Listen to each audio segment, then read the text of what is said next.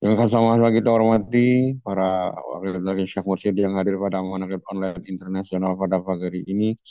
Di antaranya ada Romo Yaya Nangazari, Romo Yaya Mahya, Romo Yaya Tamsir, Bapak Dr. Kiai Haji Rahmat Hidayat, Budaya, Bunda Dr. Sari, Pak Profesor Vietnam, wabil khusus kepada Sahibul Hajat. Pada pagi ini yaitu Bapak Haji Gian dan seluruh keluarganya semakin diberikan keberkahan. Semuanya, segalanya, selamanya dari Allah melalui guru-guru kita, bil khusus melalui pengeras awal. Ikhwan akhwat yang dimakan Allah Subhanahu wa taala dalam kitab Fadhailus Syuhur, guru kita berbagi ilmu tentang bulan Jumadisanya. Salah satu hurufnya adalah alif dianani dengan adab. Al-adabu, adab. Ini diangkat oleh guru kita karena pentingnya adab diterapkan oleh kita semua. Siapa manusia yang paling beradab di dunia ini? Tentunya adalah Kanjeng Nabi Muhammad Shallallahu Alaihi Wasallam. Maka karena Rasulullah adalah paling beradab, paling beretika, paling berakhlak, maka derajatnya paling tinggi. Adab menentukan derajat seseorang. Siapa derajatnya yang paling, adabnya yang paling tinggi, maka derajatnya paling tinggi. Adab di atas ilmu, adab di atas segalanya. Ya. Di muka bumi ini banyak makhluk Allah miliaran. Yang paling beradab adalah Rasulullah Sallallahu Alaihi Wasallam. Maka Rasulullah adalah orang yang paling tinggi derajatnya di sisi Allah Subhanahu Wa Taala. Di zaman Rasulullah, orang yang paling beradab, yang paling berakhlak adalah Abu Bakar Siddiq radhiyallahu anhu. Maka Abu Bakar Siddiq itu loh derajatnya di atas para sahabat. Di zaman Syekh Talhah yang paling beradab adalah Abah Sepuh di antara murid-murid yang lain. Di zaman Abah Sepuh yang paling beradab adalah Abah Anom. Bukan karena beliau anaknya, tapi karena beliau yang paling beradab di antara murid-murid Abah Sepuh. Ya, di zaman Abah Anom yang paling tinggi derajatnya adalah guru kita, Abah Awas. Ya, makanya guru kita derajatnya paling tinggi di antara murid-murid yang lain. Ini adab. Maka siapa kita sekarang yang sedang berada di masa Abbas? Siapa di antara kita yang paling tinggi derajatnya adalah yang paling tinggi adabnya. Nah, maka dijelaskan dalam kitab Syuhur ini adab kepada Allah tentunya, adab kepada guru mursyid. Ya, ini yang perlu banget sekali kita sampaikan. Adab kepada guru mursyid. Ya, bahwa guru kita ini adalah salah satu di antara adab kita kepada guru adalah kita tidak mengamalkan sesuatu apa yang tidak dicontohkan oleh guru kita. Tidak mengamalkan yang dari luar, yang kita amalkan adalah dari guru kita saja, dari awal saja. Tidak mengamalkan kepada dari amalan yang lain. Nah, lah guru kita ini seorang mujadid. Nah, kita sudah harus berusaha terus memperbarui. Ada beberapa amalan yang diperbarui oleh guru kita. Dan kita mestinya sebagai murid adalah ikut mencontoh kepada ibadah beliau. Apa di antaranya adalah sholat tahajud. Nah, sholat tahajud sekarang oleh guru kita dicontohkan sebelum tidur. Ya, sebelum tidur tahajud. Kata beliau, kata guru kita, kalau sudah sholat tahajud, ya, nanti bangun lagi syukur, nggak bangun lagi juga udah sholat. Nah, nah, kalau secara umum, memang sholat tahajud terbagi tiga waktunya. Ada waktu yang sangat utama, ya, waktu sangat utama. Kapan itu waktunya? Kalau menurut syariat adalah dari awal sampai sekitar jam 10 habis isya, ya, karena petunjuknya sholat tahajud itu wa minal laili fatahajjad, dari sebagian malam, dan malam itu adalah mulai habis isya, ya. Maka kalau menurut yang pendapat ini, yang awal, bahwa sholat tahajud itu sangat utama kalau dikerjakan setelah isya, sholat isya sampai sekitar jam 10, awal malam. Ada waktu-waktu yang kedua, ada yang lebih utama. Kapan itu waktunya? Jam 10 sampai jam 1. Itu lebih utama. Yang terakhir adalah paling utama. Luar biasa.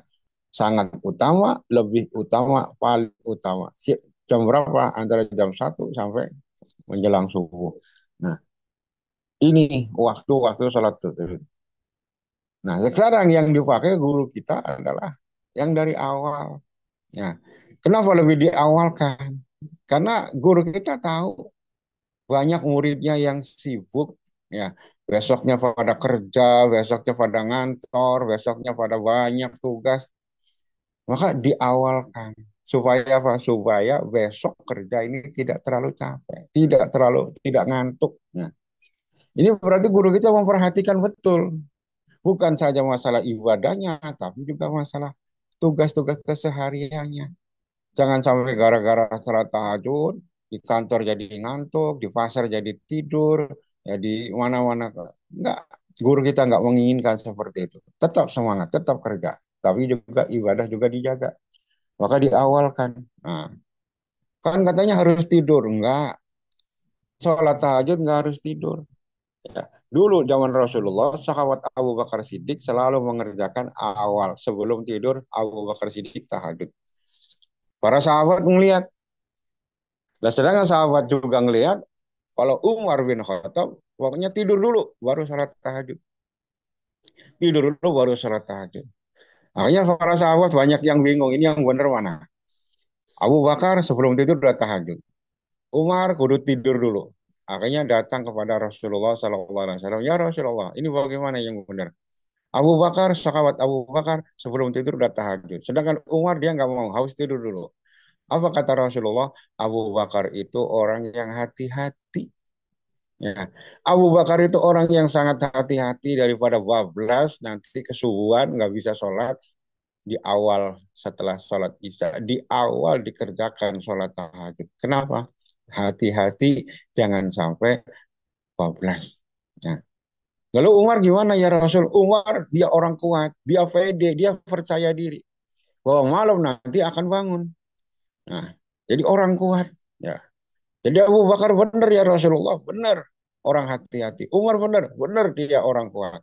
Nah, ya maka ya, cerita selanjutnya ya kita kalau sebelum tidur benar, setelah tidur benar, lalu yang nggak benar yang mana? Ya tentunya ya yang benar yang sebelum tidur enggak, bangun tidur juga enggak. Ya, kayak guyonan masalah kunut. Sholat subuh pakai kunut bagus, bagus bagi yang pakai. Yang enggak kunut enggak. Yang enggak bagus yang mana? Yang enggak sholat subuh ya kan. Nah, jadi sekarang diawalkan supaya apa? Menjaga. Ini contoh daripada guru kita, kebijaksanaan dari guru kita. Itu yang pertama. Yang kedua adalah isyraq dan duha.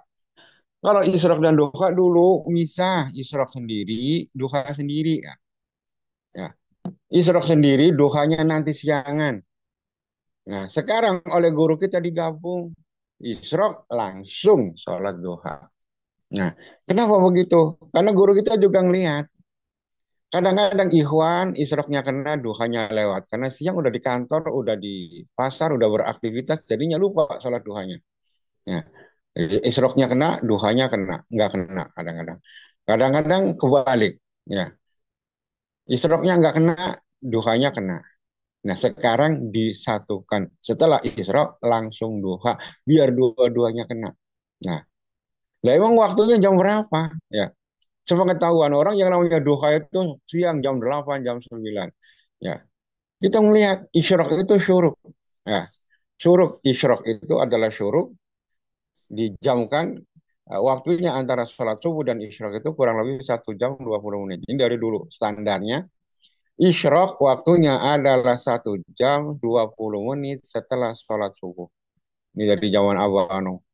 Artinya kalau sekarang misalnya sholat subuh jam 4, maka jam 5 20 menit itu adalah sudah waktu isyraq, sudah syuruk, sudah terbit matahari.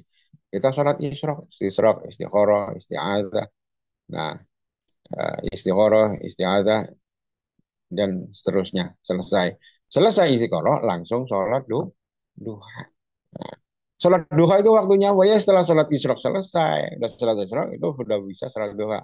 Ya, memang ada keterangan memang ada keterangan yang afdol itu adalah sekitar jam 8 sampai jam 9. Ya, itu biarin aja. Ya, yang afdol daripada waktu afdol malah nggak kena. Maka guru kita di fresh waktunya isyraq disambung dengan sholat duha. Ya. Yang ketiga, ini adalah maghrib sampai isya. Nah, sekarang ini sholat maghrib amal dia bagi ikhwan dari maghrib, sholat maghrib, zikir, hataman, sholat-sholat sunnah langsung isya. Nah, di press seperti itu, dicontohkan seperti itu. Nggak ada jeda-jeda, langsung. Ya, kenapa? Ada satu keterangan dari hadis Rasulullah Shallallahu Alaihi Wasallam riwayat Abi Hurairah. Ya, kata Rasulullah Shallallahu Alaihi Wasallam, barang siapa yang sholat sunnah 6 rakaat, ini dalam bahasa hadis sholat awabin, 6 rakaat di antara maghrib dan isya itu adalah berbanding dengan pahala 12 tahun. Ya, 12 tahun. Jadi seorang yang sholat 6 rakaat, sholat awabin, sholat 6 rakaat, sholat sunnah, antara maghrib dan isya, nah, antara maghrib dan isya itu sebanding dengan 12 tahun, pahala 12 tahun ibadah. Tapi syaratnya jangan ngomong jelek, tidak ada salah-salah ya.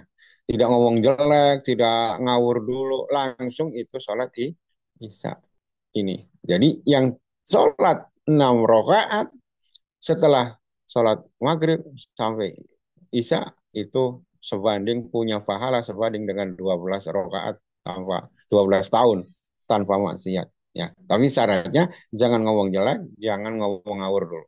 Nah, ya inilah maka guru kita ya kalau dulu mohon maaf dulu itu kan kadang-kadang uh, rada cepat kecepatan zikirnya selesai mana khataman ini ternyata nyambung ke isya yang umum jauh kadang-kadang masih setengah jam. Nah ini kadang-kadang kalau dulu berhenti dulu Bani Hasyim dulu ya Bani Hasyim yang enggak ya mohon maaf kadang-kadang ke belakang dulu ngabisin sebatang dua batang ngopi dulu. Nah ini kalau seperti ini hilanglah pahala 12 rakaat. Kenapa? Udah diselingin ngopi, ya, udah diselingin mohon maaf satu batang dua batang, akhirnya hilang. Nah, maka kita sekarang dipres oleh guru kita.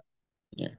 Ini, ya, pokoknya selesai maghrib, sholat amalia maghrib, udah sholat sunnah selesai, langsung isya. Nah, langsung isya. Kan isanya masih jauh di umum, benar. Di umum masih jauh, tapi guru kita pakai kaul yang kodim. Ya, ada kaul jadid, ada kaul kodim. Pakai kaul yang jadid guru kita. Ya, dulu Imam Syafi'i itu tinggal di Baghdad. Imam Syafi'i tinggal di Baghdad, memberikan fatwa kepada orang-orang yang ada di situ bahwa waktunya sholat maghrib itu min ghurubi syamsi ila zawali syafaqil ahmar. Ya, dalam kitab-kitab fikih bahwa waktu maghrib itu waktunya mulai maghrib sampai hilangnya mega merah. Kalau dihitung jam kira-kira 1 jam 15 menit. Ya, jadi kalau waktu maghrib jam 6, jam 7 seperempat itu udah masuk, udah habis waktu maghrib, masuk waktu sholat isya. Nah, difatwakan itu waktu di Baghdad. Setelah itu Imam Syafi'i pindah ke Mesir. Ternyata di Mesir Imam Syafi'i menemukan dalil bahwasanya Rasulullah pernah mau kepada malaikat Jibril salat maghrib. Begitu mendatang waktu maghrib, kemudian dia wudhu, bersuci dengan waktu yang sedang, kemudian sholat 5 rakaat maghrib dan sunnah, zikir. Nah, zikir setelah itu langsung sholat isya. Jadi kurang lebih antara setengah jam dari maghrib itu Nabi sholat isya. Nah, maka difatwakan kembali ini juga disampaikan kepada masyarakat. Pokoknya kalau kita maghrib, maghrib, hajan maghrib, kita udah wudhu, sholat, zikir. Nah itu setelah itu masuklah waktu isya. Nah kalau kita diukur kita semua kita di sholat maghrib, zikir, hatam, itu lebih dari setengah jam. Ya. Ini difatwakan oleh Imam Syafi'i di Mesir. Nah, lalu bagaimana pendapat yang awal bahwasanya Maghrib itu adalah dari terbenamnya matahari sampai hilangnya mega merah, tetap tetap itu dipakai di sono, itu namanya kaul yang kodim, pendapat yang lama masih dipakai di sono. Ya untuk yang pendapat yang baru, yang sekitar itu, yang kira-kira bersuci, sholat dan zikir, ini kurang lebih setengah jam, ini juga dipakai. Nah, inilah kita yang sekarang ini dipraktekkan oleh guru. Setelah sholat amaliyah selesai, amaliyah maghrib selesai, langsung bisa. Ya. Kenapa? Secara fikih tidak duluin, ya. Tapi kita bijaksana juga, bijaksana ngelihat situasinya. Artinya kalau itu di masjid umum, ya di masjid yang umum, manakibnya ya kita nggak pakai pakai speaker. Sholat azannya nggak usah pakai speaker, menghindari benturan dengan yang di luar. Kecuali kita majelis sendiri, kita rodoh sendiri, udah bablas terus. Ya, terkadang kita ini udah selesai khataman, mohon maaf kadang-kadang di luar baru azan, nggak masalah. Yang penting itu tempat sendiri. Ya, tapi kita juga bijaksana, tidak pakai pengeras suara. Nah, inilah yang sampaikan oleh guru kita, yang dicontohkan oleh guru kita. Ya, ini kalau kita prakteknya seperti ini, tadi disampaikan di awal bahwa kata Rasulullah bahwa orang yang 6 rakaat sholat sunnah 6 rakaat antara maghrib dan isya yang tidak diselingi dengan ngomong jelek, disertai dengan yang hal-hal yang tidak manfaat, itu sebanding dengan 12 tahun tanpa maksiat. Kalau prakteknya sekarang kayak guru kita, ini aman. 12 tahun itu tiap hari kita dapat. Pahala 12 tahun itu kita dapat kalau kita praktekkan sekarang yang dicontohkan oleh guru kita. Nah, sedangkan kalau yang dulu-dulu, mohon maaf, setengah tujuh udah selesai umpama. Selesai yang Bani Hasim, yang ke belakang, ada yang mohon maaf bikin kopi, bikin teh dan lain sebagainya, ada yang sebatang dua batang, itu hilang pahalanya. Nah, kalau ini aman, pahala 12 tahun itu aman. Ini yang dicontohkan oleh guru kita sekarang. Dan kita sebagai murid yang berada. Ya, ini contoh yang ini. Ya, yang contoh ini, ya, sekali lagi juga, tapi juga memperhatikan yang di luar jangan sampai terjadi benturan. Nah, inilah adab. Ya, jadi salah satu adab kita kepada guru mursyid, kita tidak pernah mengamalkan yang tidak dicontohkan oleh guru kita pengesahan. Ini adab murid. Lah kalau kita gurunya apa, tapi pakai amalan yang lain, ini murid nanaonan etate. Ya, murid apaan kalau gitu? Udah kita menghadap pakai kacamata kuda. Kita hanya ngelihat apa, kayak kita nyontoh apa, kita hanya dengar apa, kita hanya semuanya adalah apa. Masa bodoh dengan yang lain gak ada urusan. Ya, mudah-mudahan kita selalu istiqomah, diberikan istiqomah oleh Allah Subhanahu wa taala. Kita ikut semakin meningkatkan adab kita kepada guru mursyid sehingga kita semua naik derajatnya terus, semakin beradab kita semakin naik derajatnya di sisi Allah Subhanahu wa taala. Wallahu a'lam, kurang lebihnya maaf. Assalamualaikum warahmatullahi wabarakatuh. Waalaikumsalam warahmatullahi wabarakatuh. Allah